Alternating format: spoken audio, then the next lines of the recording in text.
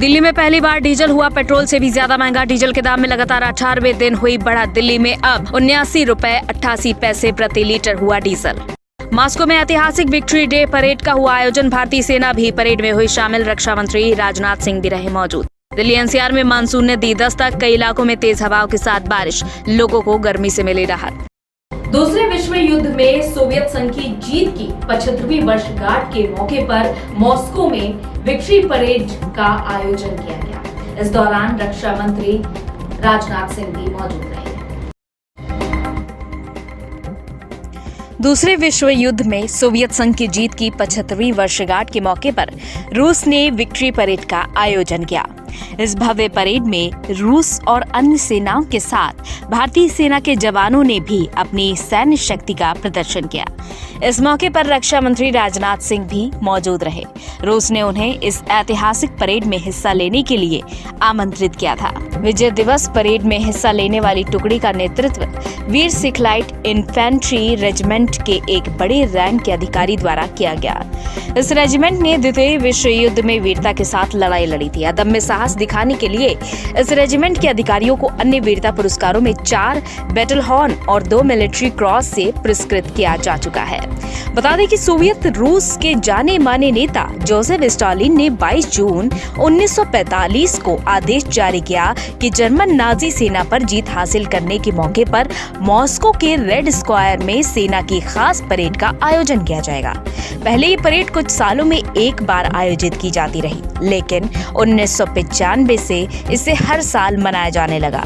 1945 के बाद ये दूसरी बार है जब मई के अलावा किसी और दिन इस परेड का आयोजन किया जा रहा है। भारत और चीन के तनाव के बाद से जहां कांग्रेस लगातार बीजेपी को घेरने में जुटी हुई थी, तो वहीं अब बीजेपी की तरफ से बीजेपी अध्यक्ष जेपी नड्डा सामने आ चुके हैं। लगातार अपने ट्वीट के जरिए वार पर वार कर रहे हैं। भारत और चीन के बीच बॉर्डर पर तनाव जारी है और इस मसले पर दिल्ली में राजनीति भी गरमाई हुई है। कांग्रेस नेता राहुल गांधी लगातार मोदी सरकार पर हमलावर हैं, तो अब भारतीय जनता पार्टी के अध्यक्ष जेपी नड्डा भी पलटवार कर रहे हैं। बुधवार को एक बार फिर जेपी नड्डा ने राहुल को घेरा और कहा कि एक राजवंश गलत बयान देता है और उसके वफादार झूठ फैलाने में जुट जाते हैं। बुधवार को जेपी नड्डा ने कई ट्वीट किए। उन्होंने लिखा कि एक राजवंश और उसके वफादार एक ही परिवार को विपक्ष की तरह मान रहे हैं। एक राजवंश झूठ बोलता है और उसके वफादार उसे फैलाने में जुट जाते हैं, जैसे इस वक्त ये सरकार से सवाल पूछ रहे हैं। साथ ही कहा कि विपक्ष का काम सरकार से सवाल पूछना है। सर्वदलीय बैठक में भी इसका नजारा दिखा और कई राजनीतिक दलों ने काफी सुझाव भी दिए। कई विपक्षी दलों ने सरकार का समर्थन किया, लेकिन सिर्फ एक ही परिवार को दिक्कत है। जानते हैं कौन? आपको बता दें कि चीन के मसले पर कांग्रेस पार्टी लगातार सरकार को घेर रही है। कांग्रेस नेता राहुल गांधी, सोनिया गांधी और पूर्व प्रधानमंत्री मनमोहन सिंह ने अपने अपने बयान जारी किए हैं और सरकार पर निशाना साधा है। दूसरी ओर जेपी नड्डा भी लगातार पिछले दिनों से आक्रामक नजर आ रहे हैं और कांग्रेस को जवाब देने में जुटे हुए हैं। जहां देश में कोरोना महामारी के चलते हर कोई परेशान है, लोगों का रोजगार छिन चुका है, तो वहीं अब यूपी के सीएम योगी आदित्यनाथ एक बड़ी सौगात लेकर आ रहे हैं। दरअसल सीएम योगी आदित्यनाथ 1 करोड़ नौकरी की सौगात लोगों के लिए लेकर आ रहे हैं। कोरोना जैसी वैश्विक महामारी के बीच मुख्यमंत्री योगी आदित्यनाथ एक बार फिर एक दिन में 1 करोड़ से ज्यादा रोजगार देने का रिकॉर्ड बनाने जा रहे हैं। 26 जून को इसे लेकर एक बड़ा आयोजन रखा गया है, जिसमें खुद प्रधानमंत्री नरेंद्र मोदी भी ऑनलाइन मौजूद रहकर योगी की हौसला अफजाई करेंगे। एक साथ 1 करोड़ से ज्यादा लोगों को रोजगार देने वाला यूपी पहला और इकलौता राज्य होगा। बताया जा रहा है कि सीएम योगी खुद इस योजना की हर रोज समीक्षा कर रहे हैं। दरअसल मुख्यमंत्री योगी आदित्यनाथ ने प्रदेश में प्रवासी कामगारों की आमद के साथ ही हर हाथ को काम, हर घर में रोजगार की तैयारी कर ली थी। राज्य सरकार इसी सूत्र वाक्य के साथ आगे बढ़ी। यही वजह है कि राज्य में प्रवासी कामगारों के आने के साथ ही मुख्यमंत्री योगी आदित्यनाथ ने सभी की स्किल मैपिंग कराने के निर्देश जारी किए थे। लॉकडाउन के बाद से पीएम मोदी पहली बार किसी राज्य से जुड़े ऐसे किसी आयोजन में शिरकत करेंगे। यूपी के लिए ये गौरव का क्षण भी होगा। पेट्रोल और डीजल के दामों में लगातार बढ़ोतरी देखी जा रही है। इसका सबसे बड़ा कारण है कच्चे तेल के दामों में लगातार बदलाव होना। और अब देखने वाली बात यह है कि डीजल पेट्रोल के दाम को भी पार कर चुका है, यानी कि डीजल कहीं ज्यादा महंगा हो चुका है। लॉकडाउन खुलने के बाद से ही पेट्रोल और डीजल की कीमतें बढ़ रही हैं। इसका सबसे बड़ा कारण कच्चे तेल की कीमतें हैं। हालात ये हैं कि पेट्रोल से भी सस्ता रहने वाला डीजल अब कीमत के मामले में उससे आगे निकल गया है। देश में पहली बार डीजल पेट्रोल से महंगा हो गया है। लगातार 18वें दिन डीजल की कीमत में बढ़ोतरी हुई, जबकि पेट्रोल की कीमत मंगलवार के ही बराबर है। पिछले 18 दिनों में डीजल की कीमत में 10 रुपए 48 पैसे प्रति लीटर की बढ़ोतरी हुई है, जबकि पेट्रोल भी 8 रुपए 50 पैसा महंगा हुआ है।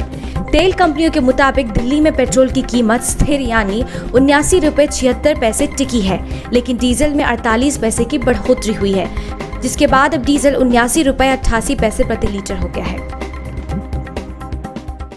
आईटीबीपी के जवान लोगों के लिए देवदूत बनकर उतरे हैं। जी हाँ, दरअसल दिल्ली में सबसे बड़े कोविड केयर सेंटर का जिम्मा संभाला है आईटीबीपी के जवानों ने, और ये कोविड केयर सेंटर 10,000 से भी ज्यादा बेड की क्षमता वाला सेंटर है।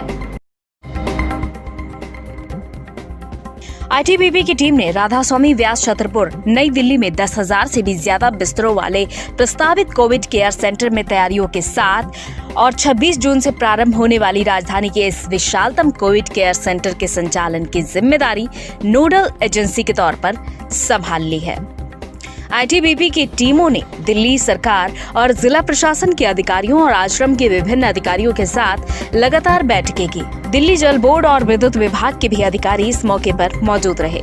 साउथ दिल्ली म्युनिसिपल कॉर्पोरेशन के स्टाफ भी मौजूद थे। फिलहाल 26 जून से लगभग 2000 बेड की क्षमता वाला सेंटर प्रारंभ कर दिया जाएगा और धीरे धीरे इसकी संख्या में कोविड मरीजों के अनुसार वृद्धि भी संभव है। इसकी अधिकतम क्षमता 10,200 बेड तक की जा सकती है। ये अब तक का सबसे बड़ा सेंटर होगा, जिसमें लगभग 1000 से भी ज्यादा चिकित्सकों के शामिल होने की संभावना है।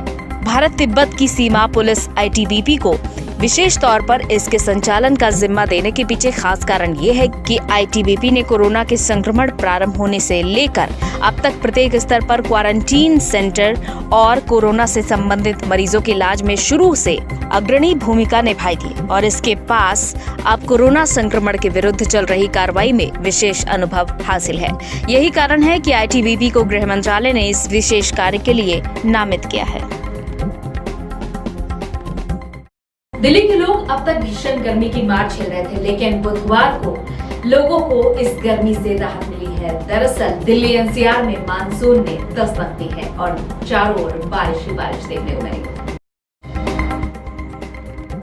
भीषण गर्मी और उमस का सामना कर रहे दिल्ली और एनसीआर में रहने वालों के लिए अब अच्छी खबर आ चुकी है। मौसम विभाग के पूर्वानुमान के अनुसार दिल्ली और आसपास के इलाकों में बारिश शुरू हो गई। मौसम विभाग ने मानसून के प्रभाव से बारिश होने की संभावना जताई थी। इससे मौसम में कुछ ठंडक आने की उम्मीद भी अब बढ़ गई है। दरअसल राष्ट्रीय राजधानी में पिछले कई दिनों से उमस भरी गर्मी पड़ रही है। बीते गुरुवार को दिल्ली का पारा 46 डिग्री तक पहुंच गया था, जिससे बच्चों से लेकर बड़े तक परेशान रहे।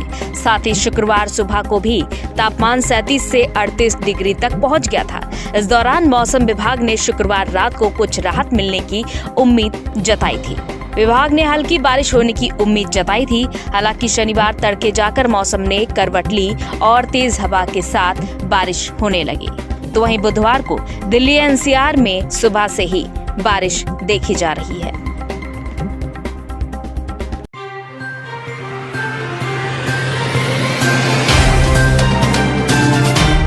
Subscribe now and press the bell icon.